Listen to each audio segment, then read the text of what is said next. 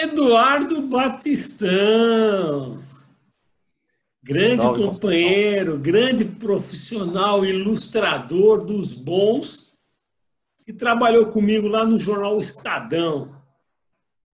Ô, Batistão, eu quero te agradecer por essa conversa, essa troca de experiência, porque aqui no meu canal, o canal Foto no Grilo, Grilo na Foto, eu estou dedicando um espaço para os meus amigos e os profissionais que trabalharam comigo e que, de uma certa forma, foram referências na minha carreira como repórter fotográfico. Porque a gente sempre extrai alguma coisa das pessoas que convivem com a gente. A gente vai montando o muro da nossa carreira com tijolinhos baseado nas experiências que a gente adquire na convivência entre essas coisas com os amigos. E você é um desses, Bastião. Um famoso, um grande ilustrador, com quem eu tive a honra de trabalhar. E obrigado por aceitar essa troca de experiência, porque não é uma entrevista, é uma rodada de conversa, né? Uhum. E te agradeço, viu, Batistão? Ô, Conceição, eu que agradeço, é um prazer enorme, cara, conversar com você. Você é um amigo querido, assim, também foi muito legal, foi um prazerzão trabalhar com você durante anos no Estadão, né? É o que você falou, né? Todas as pessoas que a gente conhece nessa trajetória vão acrescentando para a gente, né? E você é um cara que está no coração aí. E essa iniciativa sua é muito legal. Tomara que o canal prospere e tenha muitos anos de vida aí. Porque a ideia, Batistão, é que as pessoas contem como é que foi o desafio de entrar na carreira e continuar por muito tempo fazendo aquilo que se propôs a fazer, né? E o Uhum. início da carreira a gente sabe que sempre é difícil, né? Agora, você como ilustrador, ganhou vários prêmios, inclusive várias menções, entre elas várias do Vladimir Herzog, né? Como é que foi você, Batistão, o despertar para a arte da ilustração? Bom, eu tive influência familiar, né? Eu acho que isso foi determinante, ajudou muito. Meu pai desenhava muito bem, né? Embora não trabalhasse diretamente com desenho, mas ele trabalhava com pintura de retratos, que era uma coisa análoga, né? Ele influenciou meu irmão, que é 6 anos mais velho que eu, e o meu irmão me influenciou, né? Porque eu pouco vi meu pai desenhando, mas eu via muito o meu irmão desenhando. Então, eu comecei naturalmente a me interessar por desenho e assim tentando seguir os passos do meu irmão. E o meu irmão era o grande crítico que eu tinha em casa, né? Ele apontava os defeitos, onde estava certo, onde estava errado, né? E, e um pouco diferente de outras crianças com que eu convivia, assim, a minha brincadeira favorita era ficar em casa desenhando, né? É por isso que eu sou ruim de bola até hoje, né? Talvez. Quer dizer que Embora a Várzea perdeu um craque, mas a arte ganhou um não, grande não ilustrador. perdeu nenhum craque, não. Eu até acho que todo moleque que gosta de futebol já sonhou em ser jogador, né? Eu sonhei em ser jogador, mas nunca joguei bem, né? Infelizmente. E eu atribuo um pouco, se bem que eu joguei muito futebol na adolescência, né? Eu podia ter aprendido, né? Pela quantidade de horas que eu gastei jogando. Mas na infância eu não jogava bola, porque eu ficava em casa desenhando, entendeu? Eu tenho um primo, um ano mais velho, e a gente cresceu junto, e a gente ficava desenhando em casa, o Márcio Lobo, né? E o meu irmão, Alceu Batistão, foi o grande influenciador da gente, né? Então eu acho que era natural que a gente seguisse esse caminho depois, né? Na hora de escolher a profissão, eu até tentei jornalismo, né? No primeiro vestibular que eu prestei, mas depois eu achei que eu tinha que aproveitar esse talento de alguma forma e fui tentar fazer alguma coisa com desenho, né? Aí eu cursei publicidade e propaganda, onde não vi nada de ilustração durante os 4 anos de curso, mas foi uma experiência legal também, porque lá dentro da faculdade eu tive a chance de ilustrar o jornal laboratorial dos estudantes de jornalismo, né? Durante os 4 anos que eu fiquei na faculdade. E isso serviu para mim como uma escola fantástica, assim, para depois me tornar ilustrador, né? E nessa época você foi colecionando os seus trabalhos, colocando numa pasta, montando um portfólio, até que você chega a bater na porta de algum editor. Como é que foi isso aí, o Batistão? É, bom, meu primeiro emprego foi como funcionário público, né? Mas, paralelo a isso, eu estava buscando trabalhar como ilustrador também, então como freelancer, né? Então, eu peguei uma pasta que eu montei com meus desenhos, mas era uma pasta muito simples, muito simplória, assim, né? Uma pasta de plástico com os desenhos dentro tudo soltos, né? Não tinha muita noção nem da apresentação do trabalho, mas na verdade não tinha nada de profissional. Eu estava tentando ver se alguém me publicava, né, para eu aí começar a seguir os passos na carreira e tal. Então eu pegava essa pasta e levava para os editores, né? Embaixo do braço, assim, né? Embaixo do braço, literalmente, porque a gente é da era pré-internet, né? Né, Conceição? A gente não tinha a facilidade que tem hoje, você manda um e-mail e anexa o teu portfólio e tal, né? A gente tinha que montar essa pastinha, ligar para o editor, marcar um horário, né? O editor recebia a gente mostrava, aí se ele gostava, ele podia encaminhar a gente ou mesmo passar um trabalho, né? Aí eu fiz isso em vários lugares, né? Contei com a ajuda do meu irmão até num ponto, porque ele, no início, ele trabalhou como ilustrador, né? Depois ele migrou para a computação gráfica. Quando ele estava começando a abandonar a ilustração para ir para a computação, ele tentou me passar uns contatos. Alguns deles deram certo, eu fiz alguns freelas, né? Mas foi assim a minha carreira, quer dizer, paralelo ao serviço público, quando eu fiquei só 1 ano e 7 meses, né? Eu fui tentando publicar aqui e ali e consegui alguns freelas, né? Aí eu saí do serviço público quando eu consegui um trabalho na TV Gazeta, né? Um trabalho no departamento de arte, né? Um emprego lá. Na verdade, eu ainda estava no serviço público, eu dividi o meu tempo entre os 2 empregos durante o período e a faculdade, né? Depois ficou pesado, eu larguei o serviço público para o desespero da minha mãe. E você vai largar um negócio estável, não sei o quê, para uma coisa incerta e tal, mas era a minha porta de entrada, né, na área, né? E foi muito legal, foram muito legais esses 2 anos que eu passei na TV Gazeta, né? Foram uma escola muito boa também. E bom, entre esse período, né, A dos freelas Gazeta. que eu fazia, isso foi em 85, quando eu consegui publicar um trabalho na Folha em 85, quando eu ainda estava no serviço público. Na verdade, eu não tinha nem entrado no serviço público ainda.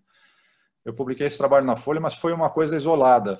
Não consegui publicar mais lá, porque o editor saiu logo em seguida, perdi o contato, enfim. Só 6 anos depois é que eu fui trabalhar num jornal como um empregado, que foi o Estadão, né? Cheguei a passar por uma agência de publicidade, rodei um pouquinho e fui parar no Estadão de maneira curiosa, assim, meio sem querer, né? O editor me chamou porque estava precisando de uns retratos em bico de pena. Ah, sim. Era muito valorizado na época esse trabalho, né, o Batistão? A Gazeta Mercantil, por exemplo, a única ilustração que tinha no jornal eram esses retratos, né, que era a Conceição Caú que fazia. E o Estadão usava isso na página 2, na página de opinião do jornal, né? Que era uma página Durante... nobre, inclusive, né? Oi? Uma página nobre do jornal. Uma página nobre. Durante muitos anos tinha lá esses retratinhos em bico de pena dos articulistas, né? Sim. E aí, em 91, que foi quando esse editor me chamou, a pessoa que fazia isso estava saindo do jornal. Ele precisava de um outro. E por sorte, caiu na mão dele um livro que eu tinha ilustrado com quase 80 desses retratos, né? Então, E era a única coisa que eu fazia no nível profissional, eram esses retratos, né? Na época. E ele me chamou e falou assim, olha, preciso de um cara só para fazer isso, você topa, não sei o quê? Eu falei, claro, né? E aí entrei no Estadão só para fazer esses retratinhos, né? E aí, uma vez lá dentro, eu fui tentando cavar outros espaços, né? Tinha um departamento de arte muito grande na época, né? Saudade quando tinha departamento de arte, né? Nos jornais e assim, recheado de ilustradores, né?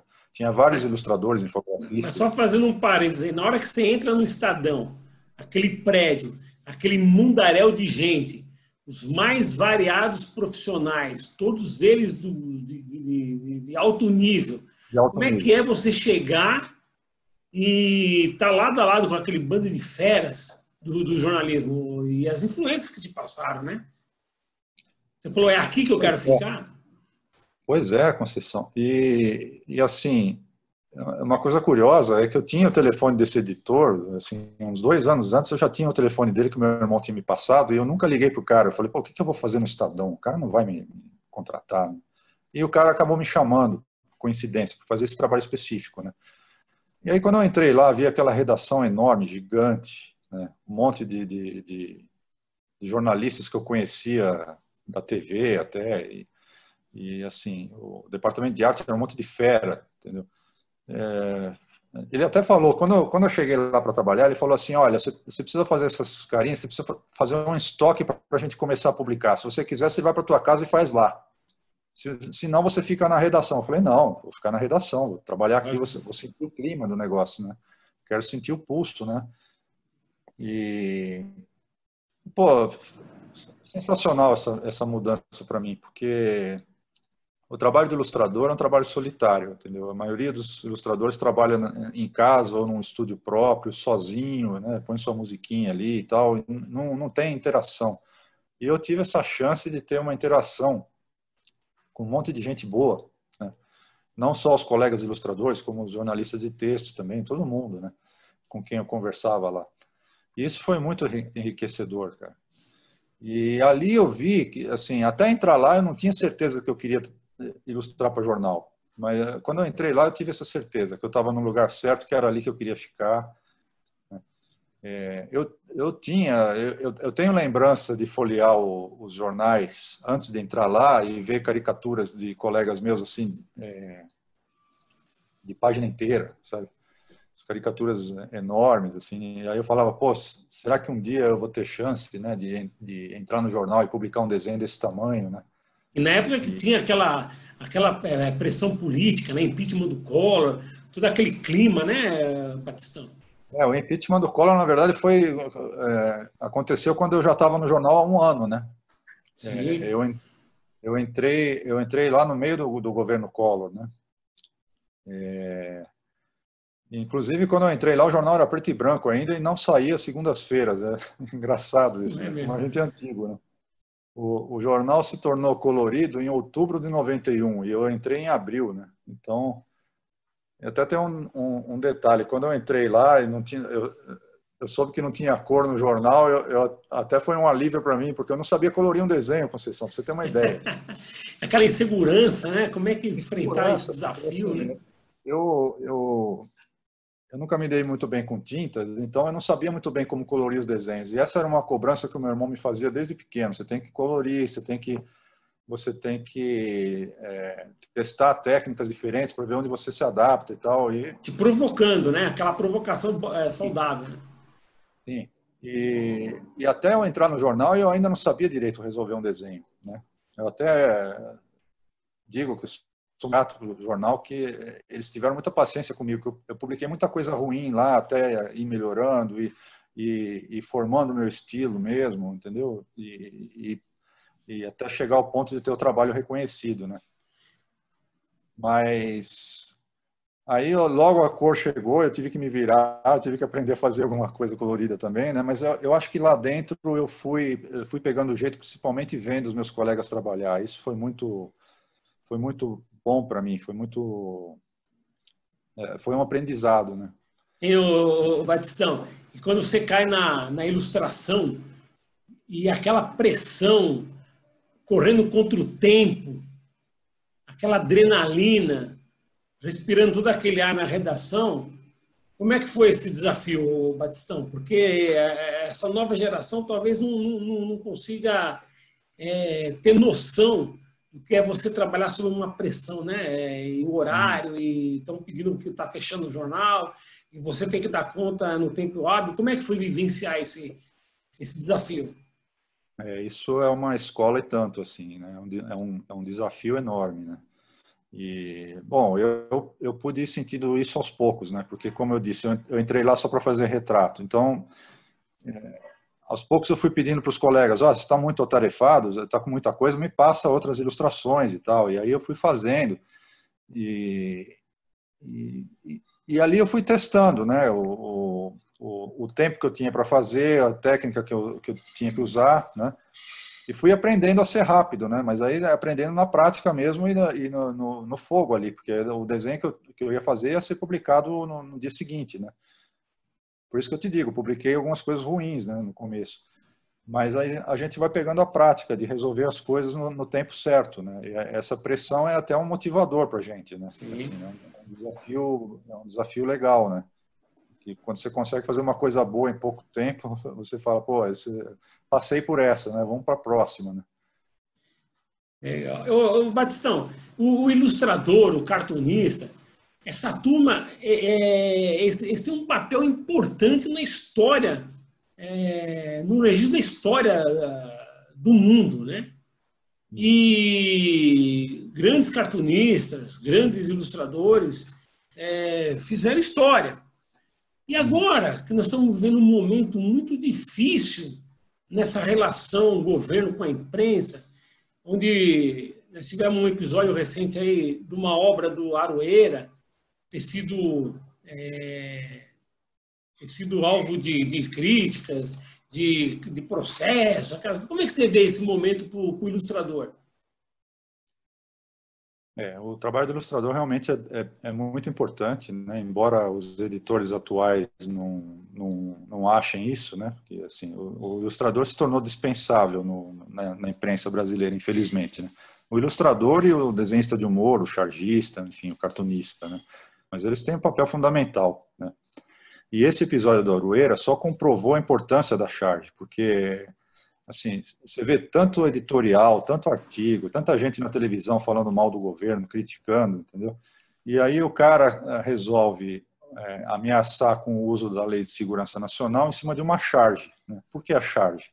A charge é imediata, a charge, o cara bateu o olho, ele viu, ele já pegou a mensagem, entendeu? É diferente de um texto que você tem que ler inteiro, digerir e tal, né? E ela tem um impacto muito forte, né? E a charge do Aroeira é uma charge onde ele usou uma suástica, né? Você pode achar até uma coisa pesada e tal. Mas, assim, ele não inventou a suástica, ele tem todo um contexto para ele ter posto essa suástica, entendeu? Vários sinais, vários símbolos que esse governo usa, remetendo ao nazismo, embora, evidentemente, a gente não esteja com o nazismo instaurado no Brasil, nos moldes do que foi na Alemanha e tal, mas são sinais que ele dá, entendeu? Autoritários e tal, que remetem ao nazismo, e essa charge apenas retratou isso, né?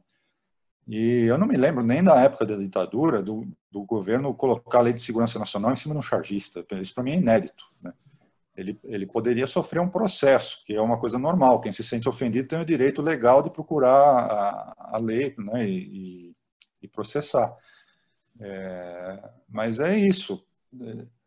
É um momento meio complicado e assim tem vários sinais de cerceamento à liberdade de imprensa, não só na questão da charge também, né? O presidente já mandou o jornalista calar a boca, enfim, né? E é nessa hora que o artista tem que ser mais criativo ainda e fazer o seu trabalho para perpetuar, para registrar esse momento, né?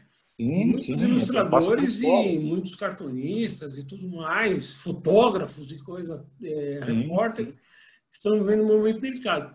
É nessa hora que nós temos que não desistir e continuar com a nossa arte, né? Porque claro, é claro. o A gente está principal, né? registrando a história, né? A gente está registrando a história para a posteridade. Se você pegar as charges durante os anos, elas contam a história do Brasil, do mundo, né? Então, e você vê a reação que tiveram os cartunistas, teve uma reação imediata. Assim, no dia seguinte tinha mais de 100 charges replicando a charge do Aroeira, né? A charge foi redesenhada por vários cartunistas, né? Eu inclusive, né? Numa manifestação de apoio, né?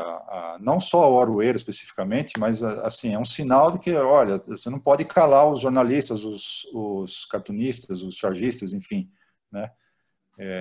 A gente tem direito à crítica, né? E quem está no poder tem que aceitar que pode ser criticado, entendeu?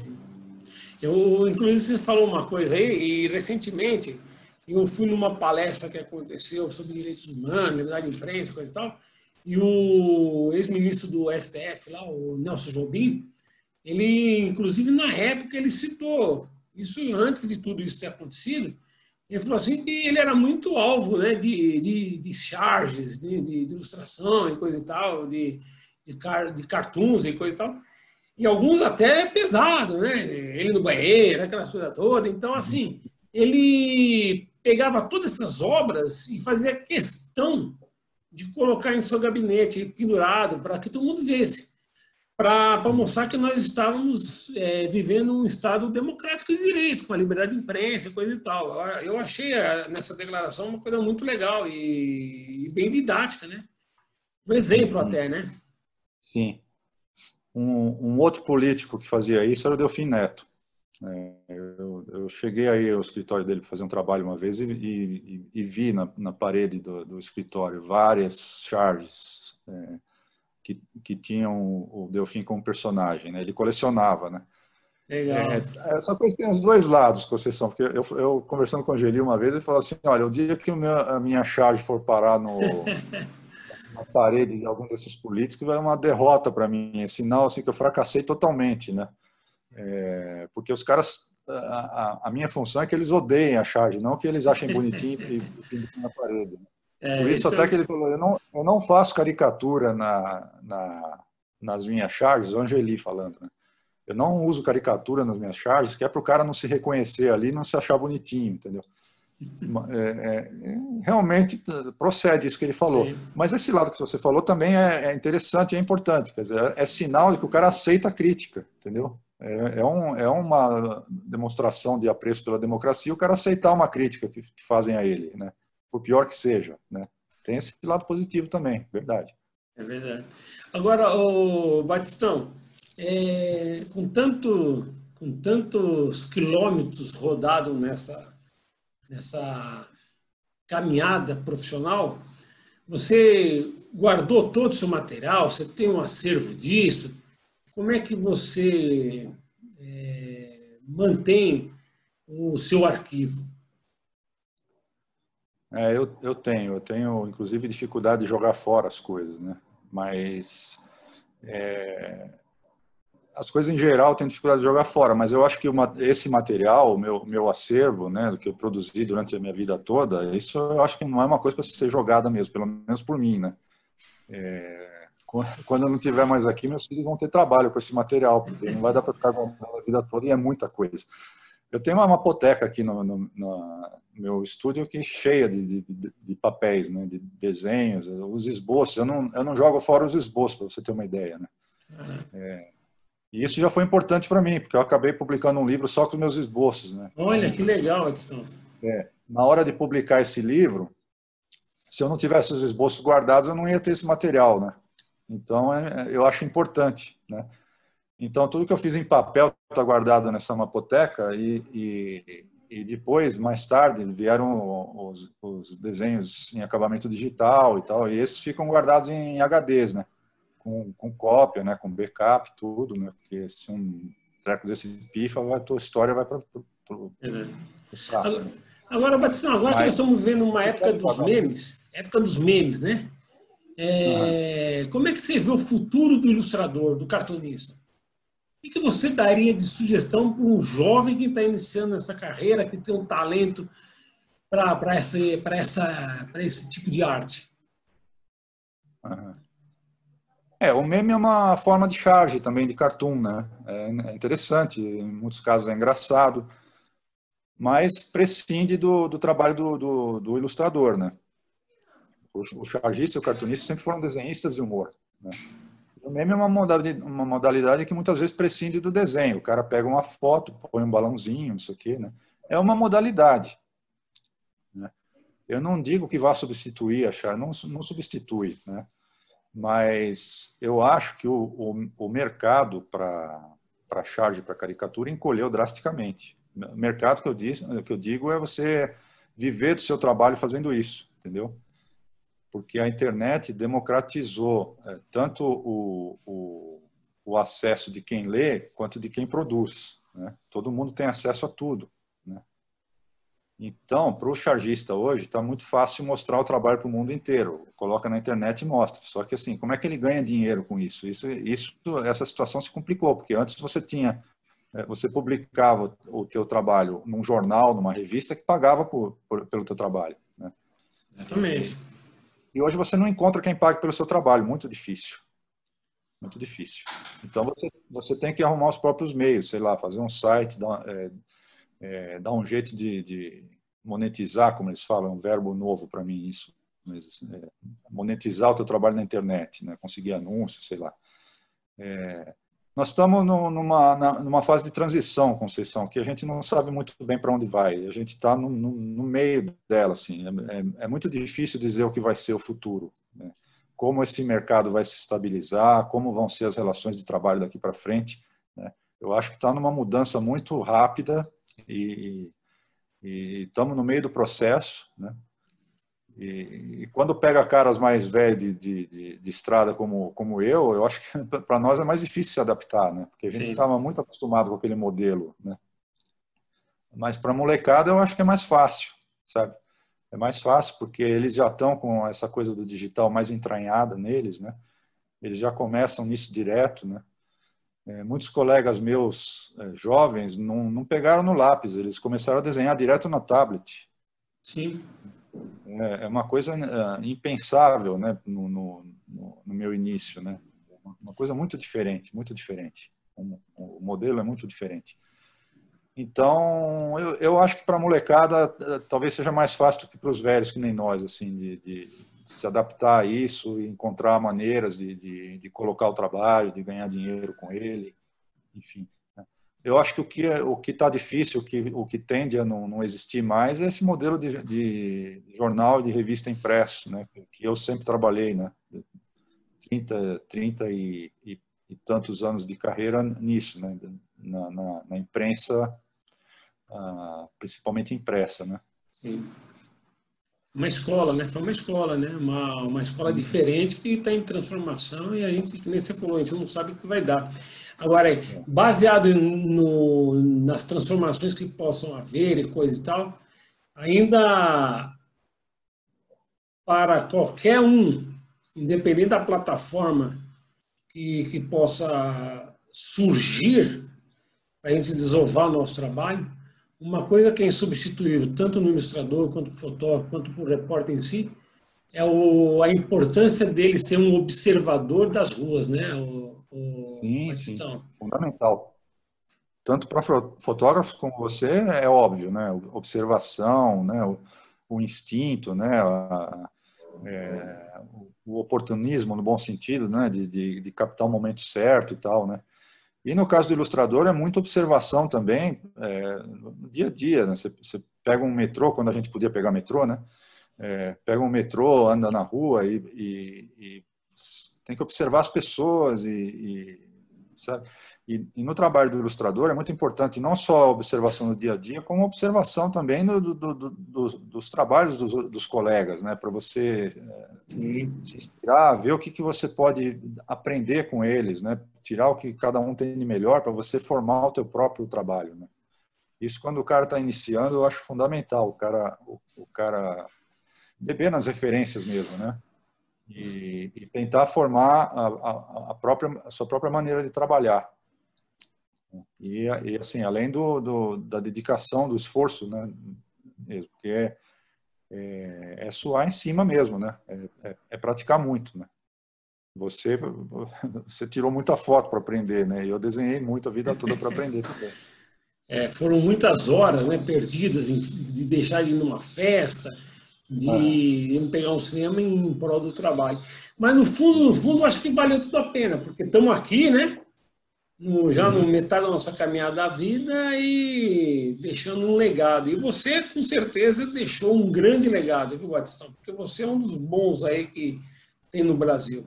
E eu quero te agradecer mais uma vez por essa conversa e me coloco sempre à disposição aí e feliz por ter conversado com você e você ter aceito aí nosso bate-papo. Eu que fico feliz com o convite, Conceição. Como eu falei, né, a tua iniciativa é muito bacana. Espero que tenha muitos outros papos com muita gente boa aí, que vá longe seu canal. Eu mesmo vou acompanhar e fico muito honrado por ter sido um dos caras que você convidou para esse projeto. Tá? Um abração para você, muito obrigado. Obrigado a todo mundo que assistiu. Falou, Batistão. Um abraço, meu velho. Valeu. Tchau, tchau.